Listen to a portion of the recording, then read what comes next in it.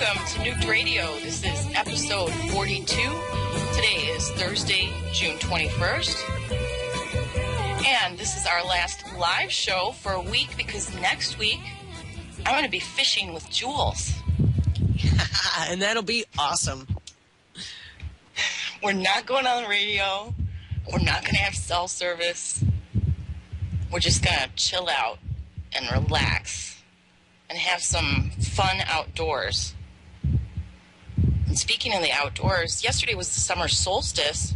I put out the fallout forecast this morning, talked about the solstice a little bit. It's the longest day of the year, the day that we have the most daylight. So if you want to look at the glass half empty, every day gets shorter from here on out. But I noticed last night it stayed light out till like 10 o'clock. Which is so nice. Except that I didn't go to bed either because I've been uploading shows. Going to South Bend really put me behind, and I finally got caught up on some of that. I'm going to be also queuing up a couple of phone calls and interviews for next week, so Nuked Radio will be on at its normal time, but it'll be pre-recorded. And instead of doing the forecast, since I won't be able to look at it in real time, what I decided to do is for the three time a week spot, I'm going to do Canada one day, the U.S. on another, and Europe on another, and list all of the links and how you can determine the fallout potential based on weather. It has a lot to do with geography too. So I will try to squeeze as much of that as I can into 3 minutes. I wanted to also give a typhoon update to what happened in Japan 2 days ago. It hit Miyagi Prefecture in northeast Japan, which is the area that was struck by the March 2011 earthquake and tsunami. One person was reported dead, more than 60 were injured. 15,000 people are said to have evacuated. And the land had dropped significantly in that area from the earthquake, so they were very concerned about the storm surge. And it is just heading into their storm season there, their typhoon season. There was one that was forming right behind it. I haven't seen anything posted about that system yet and haven't really had time to check, but if I do see anything like that today, posted on Fukushima Facts and on RadChick. As the typhoon swept northwards, winds and heavy rain paralyzed traffic, caused minor landslides, which they were expecting. So it was kind of a run for the next one, and luckily the winds downgraded quite a bit by the time that it hit. At first they had been saying 185, and then I think when it came on land, they were gusting to a 110, I believe was the highest. So I'm glad that turned out not to be as severe as it had been forecasted. Now, the other concern, though, was what that was going to do to the rads that were laying around on the ground, especially in Tokyo, the black dust that we've been talking about, the cyanobacteria, which the etiology has not yet been determined about where that's come from, although there's been some interesting reports in the last few days on any news about the mushroom cloud and other videos that were taken. In fact, a landowner in Fukushima Prefecture said that there was a police helicopter over his property that was filming the plant at the time of the explosion. The police actually told the people to evacuate and said the government was not going to tell them. And this was just a few days into the disaster. Now, around the world, we have some other nuclear news that we need to go over. Security was raised at Sweden's nuclear plants this morning after explosives were found near an atomic power station in Stockholm. Security was ramped up at Sweden's 3 nuclear power plants on Thursday. Explosives were found on a truck in the southwestern Ringhals atomic power station. Police said they were investigating possible sabotage. Bomb sniffer dogs detected the explosives during a routine check Wednesday afternoon by security staff while the truck was in the power plant's industrial area near its high-security enclosure. Police declined to describe the amount or type of explosive material found. Bomb technicians said the material lacked a detonating device, meaning there was no danger of an imminent explosion. There are 4 nuclear reactors at that site, which is 45 miles south of Sweden's second largest city, Gothenburg. The plant is controlled by energy companies Vattenfall and E.ON. Police spokesman Tommy Nyman said investigators were checking possible sabotage but had no suspects at the time. He said the driver of the truck had been unaware of the explosive placed in the vehicle and was not suspected of being involved. An outsider has obviously placed them on the truck. He said, "We're talking to the truck driver and trying to map out her movements within the premises throughout the day." So it was actually on the premises already. They didn't feel that the amount would have caused any serious damage to the site. Sweden has 10 nuclear reactors altogether at the country's 3 power plants. So we'll keep our eye out for any more information coming out about that story. Now, I saw a video that was posted on my page from Papa Peeps, who's in Devon, South Wales. High rads in the rain, 66 times background. And something that you'll notice if you watch the forecast right now, there's this low pressure area that's just spinning over the UK, and it's coming out of France. So not only are they getting Fukushima fallout that's in the tropopause, but anything that is coming out of the French reactors, which really seems to be a big problem there, because whatever the wind is blowing from France, the rads seem to go up. And again, check out ArcLight 2011 on YouTube, who keeps a close eye on URDEP and the European rad situation.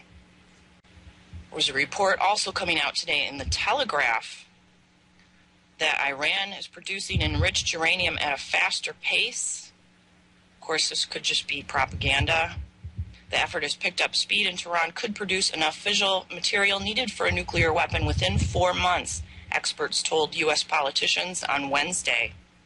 The rate of Iran's uranium enrichment has accelerated despite cyber sabotage from the Stuxnet virus in 2009. Based on the findings of the IAEA, it's clear that Iran could produce a nuclear weapon very quickly should it wish to do so. They've already produced 3,345 kilos of uranium enriched to 3.5%, according to the IAEA, which, if it was enriched further, would provide enough uranium for at least 2 atom bombs. So the timetable they're looking at now is about 35 days. So that's another story that we'll have to follow closely, especially with all the unrest going on in that area. Christina, may I make an observation? Yes. I find it interesting that they point out that they could have enough enriched uranium within 4 months, and 4 months from now happens to be November, which is, Timing elections. Everything. Yeah. Yes. Yeah. I will say that the propaganda machine is working overtime at this point. This article goes on to say, according to the New York Times, President Barack Obama and his predecessor in the White House, George Bush, approved the use of the Stuxnet virus to disrupt Iran's nuclear program in the first known sustained U.S. cyber attack. Stuxnet is a complex virus developed jointly with Israel, which sowed confusion at Iran's Natanz nuclear plant, the Times reported, but the virus later accidentally spread outside of Iran when it went viral on the internet. When we come back, we're going to talk about the other countries that have nukes, and you're listening to Nuked Radio.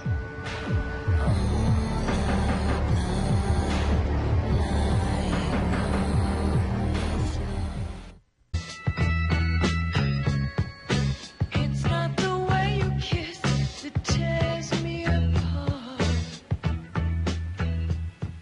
And welcome back. According to the Arms Control Association, Nuclear weapons, who has what? At a glance. At the dawn of the nuclear age, the United States hoped to maintain a monopoly on its new weapon, but the secrets for making nuclear weapons soon spread. 4 years after the U.S. dropped atomic bombs on Japan, in August of 1945, the Soviet Union detonated its first nuclear device. The United Kingdom in 1952, France in 1960, and China in 1964 followed. Seeking to prevent the nuclear weapons ranks from expanding further, the United States and other like-minded states negotiated the Nuclear Non-Proliferation Treaty in 1968, which, by the way, the United States has never ratified. Iraq initiated a secret nuclear program under Saddam Hussein before the 1991 Persian Gulf War. North Korea announced its withdrawal from the NPT in January of 2003 and has tested nuclear devices since that time. They might even have another one to go up. Their last rocket failed about 2 months ago. Iran and Libya have pursued secret nuclear activities in violation of the treaty's terms, and Syria is suspected of doing the same. Still, nuclear non-proliferation successes outnumber failures, and dire forecasts decades ago that the world would be home to dozens of states armed with nuclear weapons have not come to pass. Even though a bunch of places have them, China has about 240. This is according to their stats. France has fewer than 300. Russia has approximately 5,500. Wow. United Kingdom has fewer than 160, with a total stockpile of up to 225. In the United States, the guardian of the world, the watchdog, has approximately 5,000 total warheads. 17,037 are deployed strategic warheads. Approximately 500 are operational tactical weapons. And approximately 2,700 are on reserve. Doesn't say how many are being saved for the drones. 3 states, India, Israel, and Pakistan, never joined the NPT and are known to possess nuclear weapons.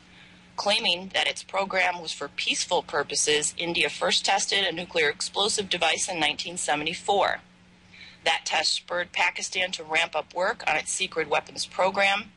India and Pakistan both publicly demonstrated their nuclear weapon capabilities with a round of tit-for-tat nuclear tests in May of 1998. Israel has not publicly conducted a nuclear test, does not admit or deny having nuclear weapons. They do. And states that it will not be the first to introduce nuclear weapons in the Middle East. Nevertheless, Israel is universally believed to possess nuclear arms. The following arsenal estimates are based on the number of fissile material, highly enriched uranium, and plutonium that each of the states is estimated to have produced. And I'll drop this link to you guys if you're interested in reading further. I wasn't sure about this source. It looks like they're associated with the CTBO, so it's probably okay. I double-checked it just with Wikipedia to see what they said. They have China, France, Russia, the United Kingdom, and the United States, India, Pakistan, North Korea, Israel. They also have Germany and the Netherlands listed, as well as Italy, Turkey, Belgium, and states formerly possessing them were Belarus, Kazakhstan, Ukraine, and South Africa. And we did have a program here that was started in the 60s called Megatons for Megawatts, where we take all those bombs and turn them into MOX fuel. So, in the States, we have a couple things to go over. Most notably, on Radiation Network, there was another alert. This was an update on the 19th, posted at 7 p.m., radiation detection in Wisconsin. Figures my daughter just went there for a couple weeks.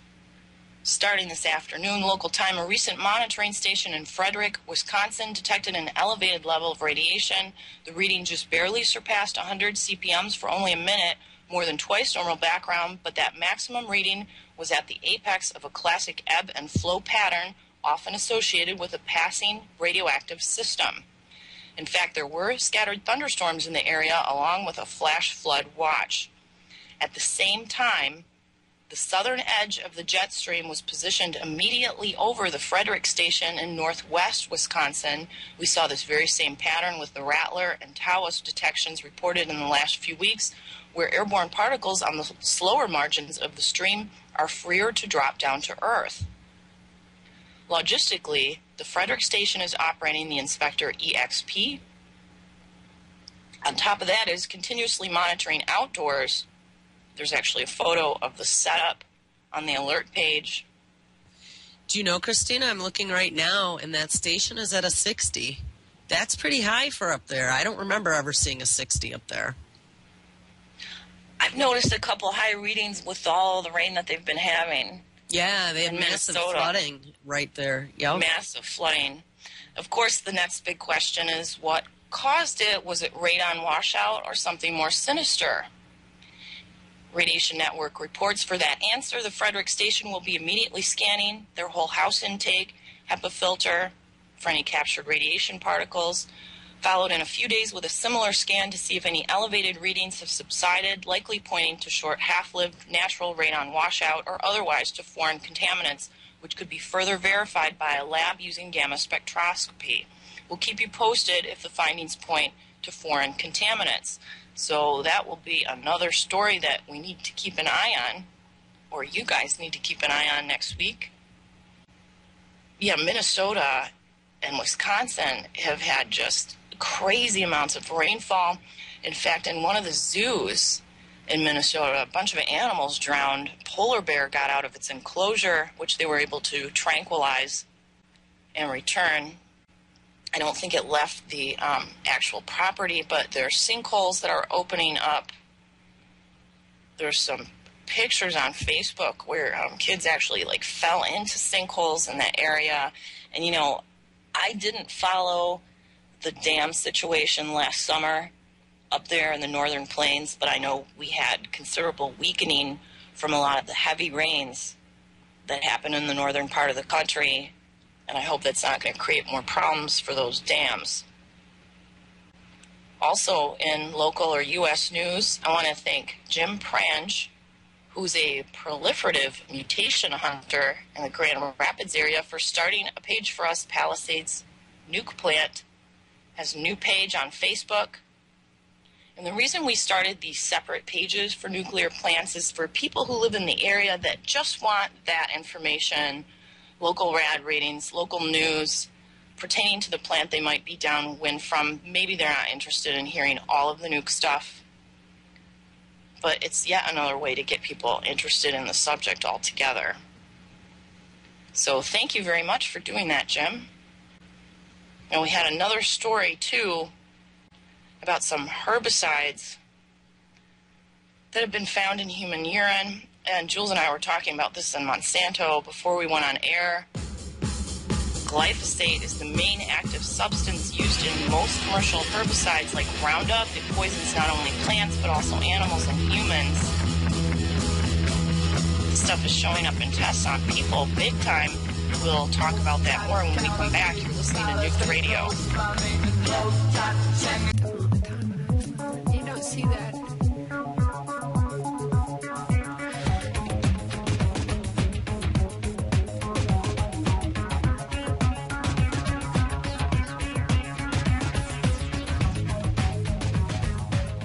And we are back. We have a German university to thank for this research about the glyphosate showing up in people's urine. In fact, all of the patients that were tested had levels 5 to 20 times higher above the legal limit for drinking water.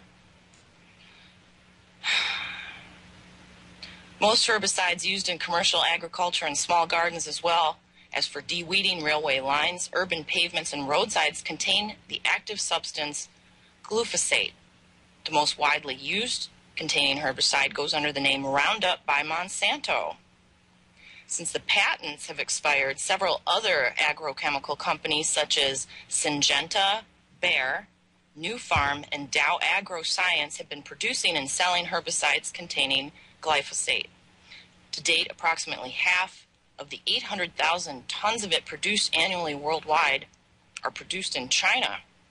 You know, when we went out to South Bend I noticed on that side of the state, on that side of Michigan, we have a lot of those farms. They actually have a hybrid farm sign out on the highway.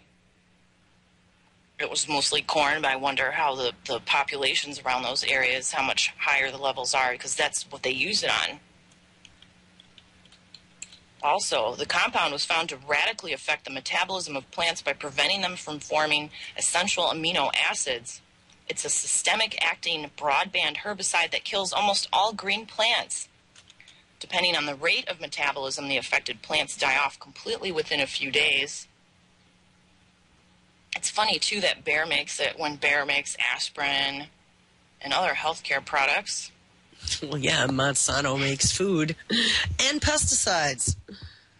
To this day, Monsanto continues to advertise its Roundup products as environmentally friendly and claims that neither animals nor humans are affected by this toxin. Environmentalists, veterinarians, medical doctors, and scientists, however, who I'd probably listen to more, have raised increasing alarms about the danger of it in the animal and human food chain and the environment. The fact that it's been found in animals and humans is of great concern. In search for the causes of serious diseases of entire herds of animals in northern Germany, especially cattle, it's been repeatedly detected in the urine, feces, milk, and feed of the animals. Even more alarming, it was detected in the urine of the farmers.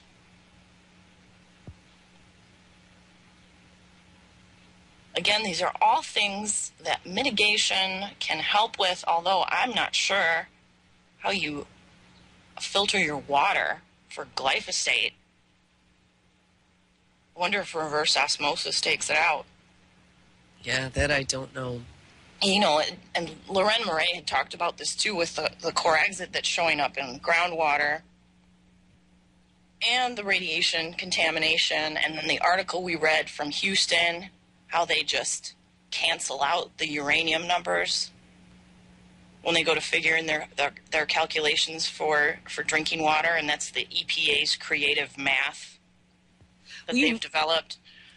You know, all those water pipes, when they did that water pipe replacement, that's how they discovered or couldn't hide it anymore that the water was radioactive. They tried to take it to a dump, and you can't take low-level radioactive anything to a standard dump, and they discovered that all the water pipes were radioactive.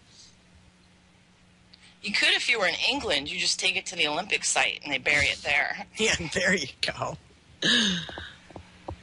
And I know Jules isn't going to like this story. Uh-oh. There's been another zombie attack. Oh, gosh. Palmetto, Florida.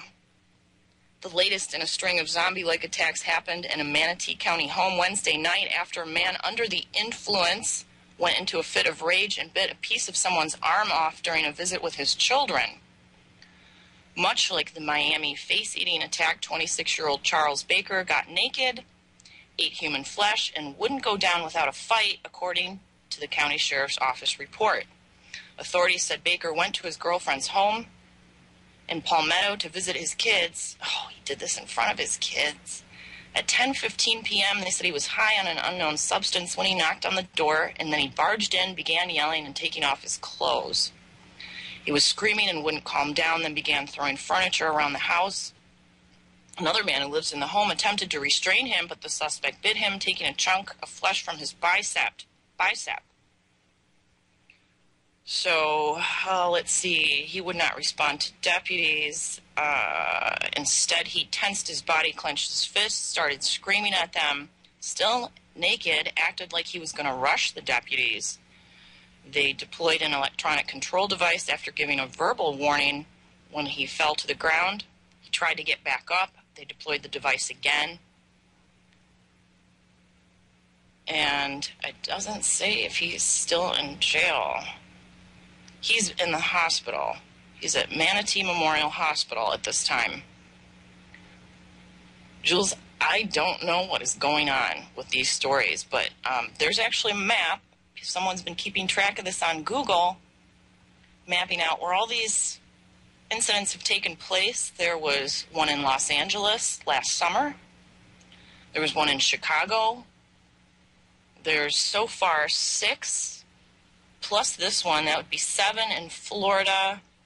And then we have the flesh-eating bacteria outbreaks. Those have occurred in Louisiana, Alabama, Georgia, North Carolina, and then a couple other random weird attacks in New York and New Jersey. I mean, cannibalistic behavior is very rare. When I worked in the eye business in 25 years, I think we had one guy that came in that got bit in the face. And it was like a bar fight or something that happened. Don't forget the one up in Ottawa, too. Ottawa. Though he was a full-blown cannibal. Oh, the Greyhound bus guy? No, there was that one, too. But then there was the porn star. Oh, that guy, the one they caught in Berlin. Yeah, that just got extradited and flown back on an army plane. Is he? So he's back in Canada? Yeah, as of a few days ago, I believe. Well, I hope they don't keep him for a year and then say that he's fine like they did the Greyhound bus guy. Yeah. And I don't even want to get into that story because No. it's absolutely horrendous. I'll post a link in chat for you guys on the break. RSOE is another thing that I like to have bookmarked and check each day, and what's most noticeable on the United States page today. I actually went on here looking for a possible nuclear event that I saw reported at Susquehanna, but it's not on here now. It was on Suspicious Observer's 2-minute news this morning, but it's been taken off, and it's not showing up on the NRC event list either. So I'm not sure what was going on there. But boy, do we have a lot of wildfires going on. And along with that, some air quality alerts. We have one in my area. In fact, we've had it for a week here. Jules, you said you had it in your area too, and they're still letting kids go outside and play at recess. And yeah, 92-degree weather with air quality alert. Let's let all the kids go outside. It's a big concern for kids that already have pre-existing breathing conditions like asthma to be out in this kind of weather. But there was a video posted this morning from Sheila Aliens of the news report that ran in Phoenix today. Phoenix looks just like China did last week. Remember in China, the yellow skies, the clouds, you couldn't even see the buildings? That's going on in Phoenix today, and they were saying, oh, it's from the wildfires. But she noticed and looked up wind maps. The wind's actually blowing away from Phoenix that would have the smoke from the fires. So I don't know what's going on there either. But right now, RSOE has listed the following areas as having wildfires: Salt Lake City, Utah, Wyoming near Yellowstone. There's actually 2 areas: Colorado, Arizona, New Mexico, North Carolina, and I think that's it for the states. Oh, and California, a little bit east of Fresno. So, we have all this rain going on in Minnesota and Wisconsin. In fact, there's this line of storms that keeps breaking out from northern Texas, stretching up to Minnesota. This has been going on now for 5 or 6 days, and when it gets to the Midwest, it just dies out. With all their weather modification, why don't they make it rain in some of these areas? Maybe Dutch Sense will address that. He's going to have a documentary coming out on weather modification. We'll share some information about that when we come back. You're listening to Nuked Radio.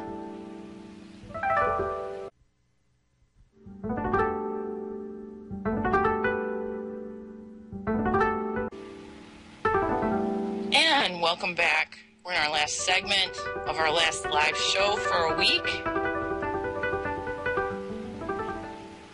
Not that I don't love being here, but it's going to be really, really nice to get away.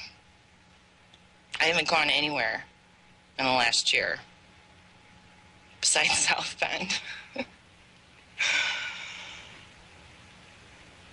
This story I just came across right before we went on air, and this is really strange. It has to do with Colorado wildfires, which have now burned about 90 square miles and destroyed more than 180 homes. That's not the weird part. The weird part is authorities grounded the firefighting aircraft battling an out-of-control blaze, reacting with caution to witness reports of meteor sightings. This was in the middle of the day yesterday. The temporary move came amid several reported sky sightings near the fire burning 1,100 acres, or nearly 2 square miles west of Colorado Springs. The county sheriff said his office received multiple reports, including one person who thought a meteorite might have landed in a wooded area north of Buena Vista. Palmer said officials could not confirm that report. Meanwhile, the crew of heavy air tankers spotted something while making a slurry run on the blaze. So they pulled the aircraft, worrying that they might get hit with some kind of meteor or debris. They weren't sure what it was. They landed as they normally do to reload, and for safety reasons, they grounded themselves until they could figure out what it was that they saw. Now, this also corresponded with reports of a possible meteor filed by the crews of 2 commercial aircraft over Kansas. Other sky sightings were reported in New Mexico. So all these areas that are having fires have meteors during the daytime. A spokesman with the FAA said he had no such reports. He said that there was no reported disruptions to commercial airline traffic. So it grounded 4 single-engine aircraft and 2 heavy air tankers. But they soon resumed their attack when they realized the coast was clear. One of the witnesses that I saw interviewed from YouTube said that to them it looked like a plane had broken up, or it was space junk that was on fire. It did not look like a meteor to them. Jules, have you ever seen a meteor in the daytime?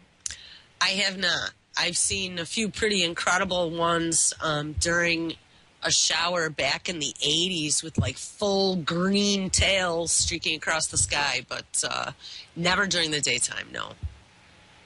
I remember seeing a video last summer from Peru that was pretty impressive of one that was daytime, but it's pretty rare. In fact, the cameras that some of the space agencies have to capture meteors on film, they take them off during the daytime. So nobody really got any film of this that I've seen yet. But I thought that that was unusual, and I saw a report, although I haven't been able to verify it, that part of it might have landed also near the Denver airport. And that was being reported, I believe, by Maca Electric on YouTube. So I hope they get that situation straightened out. These wildfires, again, it's something, we really seem to be ahead of schedule in terms of the heat, the dry weather, these wildfire outbreaks. And I've also been noticing in my area just over the last week or so that all the grass is dead along the highways. In fact, for the 20 miles between Pontiac, Michigan, near where I live, to Dearborn, Michigan, I drove that the other morning, and the grass is completely dead on both sides of the road, all the way down. There's no breaks whatsoever. That doesn't look like fallout to me, because fallout usually occurs in a leopard spot pattern. This is something covering a much wider area. And with some of the sun flares we've had, some recent solar windstorms of unexplained origin. We had solar wind speeds of 700 miles per second one day without even a flare, which is very unusual. Maybe some of that sun activity just hit us at the right time when there was a crack in the magnetosphere, hole in the ozone. It came and scorched all our grass. I don't know, but the grass outside right now in my area looks like it does at the end of August when we haven't had any rain all summer. I'm going to be paying close attention to that on my way to you, Jules. Yeah, it takes film. Yeah, definitely. So you guys want to keep your eye on that story as well. And one other thing that I like to check because you just never know what you're going to find, is the U.S. NRC Event Notification Report.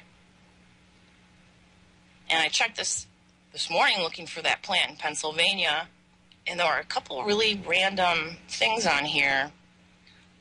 In the Caribbean Marine Contractors Corp in Puerto Rico, there was a previously stolen source of radioactive material that was located in a scrapyard. Don't see that posted very often. In a report from the California Radiation Control Program at UC Berkeley, they are getting sloppy in their lab area contaminated. And this was from 6/6, but it didn't post until today. The event involved contamination called by a cesium-137 source that is not a sealed source per manufacturer's statement. The source has a very thin window to permit transmission of betas. The source was used in a vacuum chamber, and the contamination occurred and was detected when researchers were changing the flange. They cordoned off a 6x10 area. No floor contamination was detected. Bench and some equipment was, however. So it was restricted for 24 hours, decontaminated, and reported to the NRC 2 weeks later.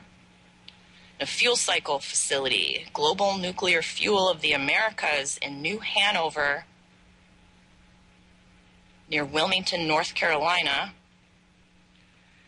They have a degradation of safety equipment. We see that all the time at reactors, unfortunately. Turkey Point in Florida, another fitness for duty event.